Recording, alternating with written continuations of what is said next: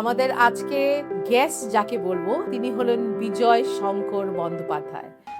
গৌর হরি বল, গৌর হরি বল, হরি হরি বল।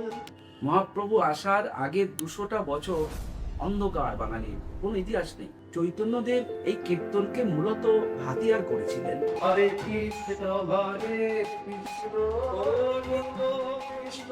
পৃথিবীতে একমাত্র ব্যতিক্রমী ঘটনা যে একজন মহাপুরুষ তিনি বেঁচে থাকতেই তার সামনে তাকে নিয়ে কীর্তন হচ্ছে এবং তাকে নিয়ে নাটক লেখা হচ্ছে, তাকে নিয়ে তার জীবনী লেখা হচ্ছে বেঁচে থাকতেই। এটা আর হয়নি কোনো মহাপুরুষের ক্ষেত্রে, ওটা পৃথিবীতে। কৃষ্ণ চৈতন্য মহাপ্রভু এনাদেরকে নিয়ে কীর্তন হয়, শিব কালী এদের নিয়ে কি কীর্তন?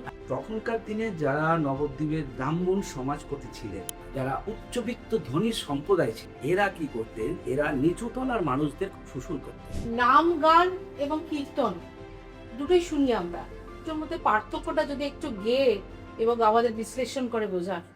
ভজ গৌরাঙ্গ ভব গৌরাঙ্গ ভব গৌরাঙ্গের আমাদের বৈষ্ণব ধর্মে বলা হয় শিব হলো এই ত্রিভুবনের মধ্যে সর্বশ্রেষ্ঠ বৈষ্ণব, সর্বত্যাগী, ওই জন্যই তিনি সর্বশ্রেষ্ঠ।